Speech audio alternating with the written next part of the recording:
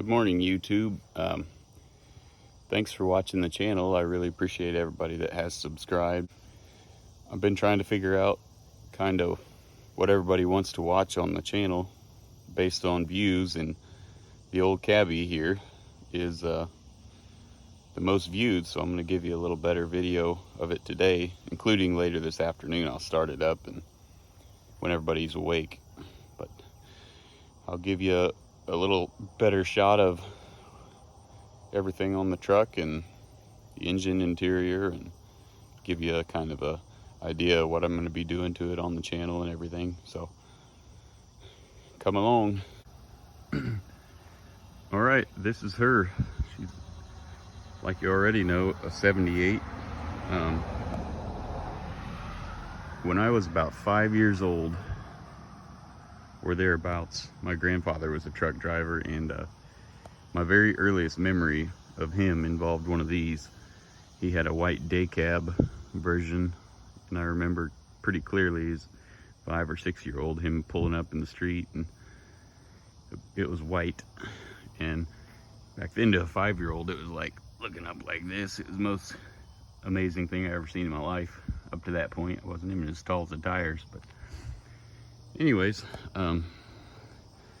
this truck was, other than the last 5 years, 10 years of its life, was maintained by somebody who actually gave a crap about it. I mean, the frame is in excellent shape, and the previous owner had painted the frame and some cheap spray paint, and it does protect it and make it look a little better. But I mean, you can see in here, that right there is the original paint, that funky green. And it just has virtually no rust or no problems anywhere. It's a steel frame, obviously. Just, it's in really good shape. So a lot of the trucks I looked at were cabovers when I was looking at buying this one, and they a lot of them, you know, had been sitting for 10 or 15 years or whatever, and been off the road, needed tires. Of course this one does too, but they're chewed up. But pretty much everything I'd looked at in my price range were beaters, you know. They'd just been beat to death and parked, and some of them would run, but they just weren't something I was looking for. I kind of wanted a running, driving project, and most of them had been parked forever, and when something's been parked forever, they tend to need a whole lot more than you would initially think they would. This truck has a Holland hitch, which is my name. It's Destiny, and there's my cat. Also Destiny, that if I'm outside, she's in my face. So my plans are to replace the brake pods. I mean, everything works, the brakes work. Like I said in an earlier video, I'm gonna get rid of this tank, this bracket, the wet kit with the hoses, and I'm gonna go show you the tanks that I bought for it. This tank, I like these international tanks, but this one is just freaking destroyed, and it's totally missing the other one. And I looked and I couldn't find any, so I'll show you what I bought for it. Alright, these are the fuel tanks I bought for it. They're dirtier than crap because they've been sitting in a yard forever, but they're in really good shape. Just have to sandblast the straps and buff them out. This one here is a 120 gallon. I have to build a cover for this, unless I decide to keep it. I don't know. But this is the other one. It's a little bigger. It's a 130 gallon. All these marks, these aren't dents. These are just spots. Doesn't really even have any real bad corrosion under the straps. Bunch of surface stuff, it'll come right out. Basically, that's how the tanks mount. They're underslung, which I like. The international ones are side slung, basically just kind of like that. I don't like that. I kind of like this straight, smooth across the top mount. Basically, it's just a 4-bolt hole mount, mounts right to the side of the frame. They're the same diameter tanks as what's on it, 27 or 28 inch. So think they're gonna look great. Sandblast and paint the straps and hangers probably black, and I think it'll be pretty awesome looking compared to the junk that's on it now. You haters might be hating me because of putting Freightliner tanks on International, but this is what I could find. I bought these for 600 bucks a set, which is pretty dang good in my opinion. Basically, this is a long wheelbase truck, and when I pull the tanks off, this bracket comes with, and then down here on the bottom, you can see the air tanks are mounted right to them. So I also got some Freightliner air tank brackets that I'll mount here, and it'll put the air tanks just inboard of the frame rails. They're off of an FLD 120, I believe it was. This truck, when I bought it, the kid had spent over $3 grand just having this axle overhauled. And when I first saw this truck, it was about 3 hours from here. I messaged the kid about it, asked him about whether it's roadworthy or not, and he sent a bunch of videos of the thing running and pictures pulling long trailers, and so it was actual working truck. And I asked him about whether he could deliver it, and he said sure. And that pretty much sold me on it, you know. If he wasn't afraid to drive it 3 hours or 2 hours, whatever it was, to deliver it, I knew it was probably decently roadworthy. So that's how I wound up with it. I need to get a battery cover made. I don't have one, and I don't like, you pretty much have to step on the batteries to get into the truck, so I'm not fond of that. I'll jack the cab up in a minute and give you a better shot of the engine. I need to add some power steering fluid anyways. We'll go inside. The sun is shining in the windows, and it's going to be glaring in here. The kid I bought it from had just added brand new air horns, so he'd pulled the headliner out of it. I've got it. Just need to put it back in it. This seat's original, and I'll probably just have it reupholstered. I kind of like the red. And for my restoration business, I have shops I use that do real good interior work that could replicate that. The seat I'm sitting in is gonna go away as some crappy aftermarket thing. I'm gonna get new carpet for it and paint the interior. This here is all for the wet kit, so I'll pull that out. I'm gonna save it. I'm not gonna junk it, so I can put it back in it if I need. The sleeper right now is full of dash parts. Dash pad. I've got my interior guy can build a panel back there. Needs a mattress, as they all do. Back in here is kind of a wreck, but I enjoy doing upholstery work, and I plan on doing that in the channel. So y'all be able to follow along with that. If you like what you're seeing, just go ahead and like and subscribe, and I'll keep you guys in the loop for everything that I'm going to be doing to the truck and all the other stuff on my channel. This truck has power steering. I have no idea if the mileage is correct on it. It's probably 1,366,000. Sorry for the glare. Based on that clutch pedal there, I'd say it's got more than 366,000. It's mainly just really dirty. Truck's in good shape otherwise. Look how much slop this shifter has in it. When I got the truck, it originally had an air operated power window over here, and the interior, the guts, the motor for it were all gone. The glass was held up with some electrical wire, and I got lucky at local salvage yard for big trucks. I found exactly one Transtar 2-part, and it was a complete door that had that manual window crank and guts, so I was able to buy that for 50 bucks. The only Transtar 2-part in the whole yard. It was exactly what I needed, so put that in there now and roll the windows up and down. But let's see, we've got a bunch of mismatched gauges, battery charge, water temp, oil pressure, let's see, can't hardly see it, air pressure gauge, gas gauge, push button start. I'm gonna go to the other side. All right, this is the other side. I just love this truck. I don't know why. Just one of those things. I pulled all this cover off to kind of inspect the wiring. It's got a little bit of stuff tied into it, but it's overall in pretty good shape.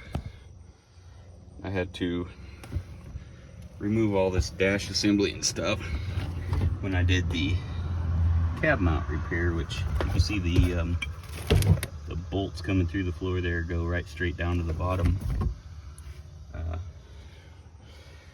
Like I said, I'm going to get all the dash stuff. It's all covered in vinyl, same stuff you got here. I'll probably go back with the maroon just because I like it, but that seat's horrible. I want to try to find an original seat, but good luck with that. Trucks have the entire wiring schematic right here by the AC box. It's like pretty handy. Haven't had to do any troubleshooting on it yet electrically, but I'm going to. Not sure if that's a 54,000 or an 84,000. 54 seems a little light, but I don't know. Operated through Cole Trucking in Joplin, Missouri. Need to get a new air breather lid. This one's got some rust holes in it. Like I said, I've got two real good Alcoa rims like this. I'm gonna buff out and polish. Also be doing that in a YouTube video. I'm gonna go ahead and jack the cab up, show you how that's done, and probably polish that stack there too, and get a new exhaust stack put on it. Probably just singles, I don't know, maybe doubles. But I'll show you how to jack the cab up and all that here in a second. First step of jacking the cab up is gotta pull this latch handle. It goes across and engages the latch there, and then the latch that's over there. They were all out of adjustment. It wouldn't even latch on one side when I first got it, so I'll pull the release. It'll unlock the cab, and then right here it's got a air over hydraulic, or hydraulic over air pump. The air part's capped off, so I don't know what the deal was with there. None of the system worked when I first got the truck, so I don't know why. But like I said, I rebuilt the cylinders, and it's holding fluid, not leaking, and the pump goes up and down. It's a little jerky coming down. Don't know what's up with that, but probably is the pump because it sat with the no fittings on it for who knows how long. But I'll bring you back when I jack the cab up.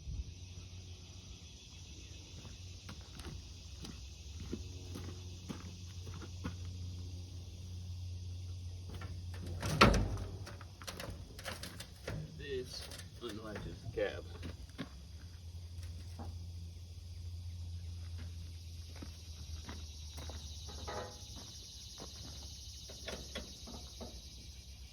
You cycle the valve over,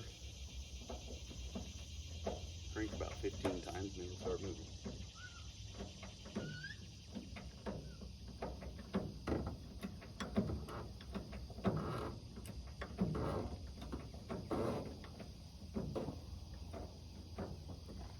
Then you release the lock.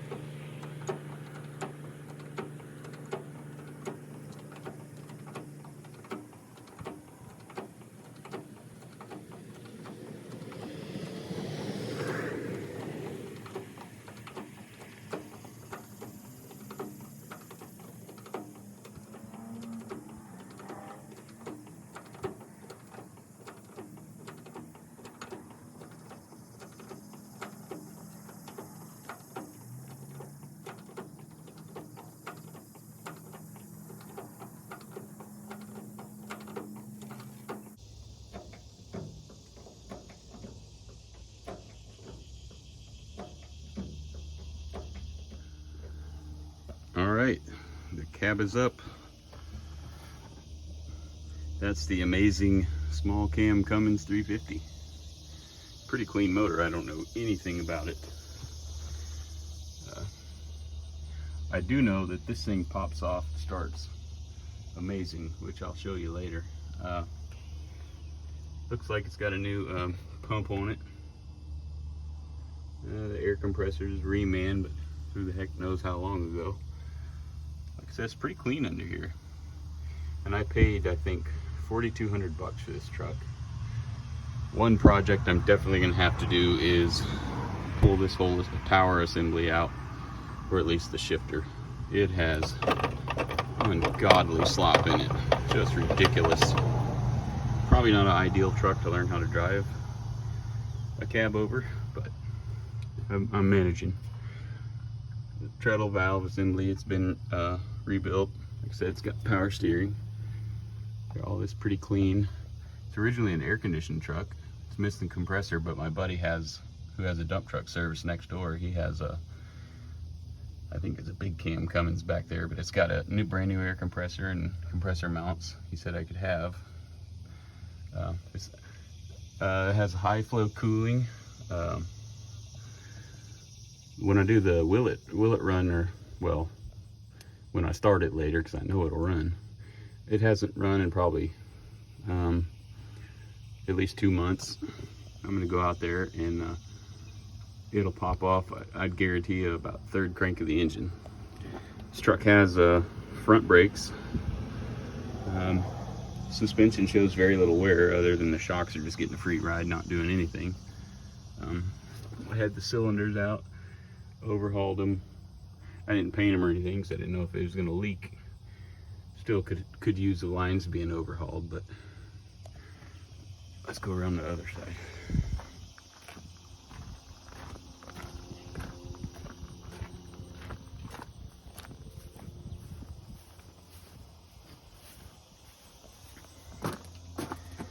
All right, that's the other side. I know have a small leak right there. That one bolt is spun loose out of the manifold, so I don't know what I'm gonna have to do to fix that. Probably pull it off and Healy coil it or whatever. Motor's super clean, virtually no leaks. Got a big hole set turbo. I'm real impressed with it. One major area of concern I do have is I don't think the charging system's working, or at least not well. I'll have to get in there and do some electrical troubleshooting and see what the heck's going on there. I don't foresee any big issues there. I mean, I'm pretty good with wiring, so I probably slap a new alternator on it just to be safe. And this is the cab mount I replaced. Went ahead and sandblasted and painted it, and that's a steel 1/4 inch plate, and I put a bunch of gasket sealant between it, so hopefully I'll never have any problems with corrosion between the dissimilar metals. But when I first rode it, I knew something was broke because it just banged and just moved around a lot, and like it shouldn't. And I went ahead and found that real quick, took it off the road, and the bees like this damn thing. Maybe I'll get it warm later and cook them off. But anyways, that's the under hood portion, or under cab, I guess you'd say. Later on today, like I said, when it gets a little warmer and everybody wakes up, I'll go ahead and do a will it run, or when it runs, I should say. So I've seen a lot of YouTube videos of guys, you know, trying to start these old trucks and just bottle feeding them ether, and they just don't want to light off. And that's not a characteristic of these motors. It's basically you just don't have your stuff together. The motor's not set up right, your fuel system's not properly doing what it's supposed to do. When these things were new, they popped right off. I mean, they weren't, nice hot day, you shouldn't have to just be messing with them for 30 minutes and pumping 12,000 gallons of ether through them. I'll show you later that one. All right, y'all, so I'm gonna get in here grab a hold of this turbo just so you can see I ain't BSing about being a real nice cold start. I just love to hear this thing's fire up.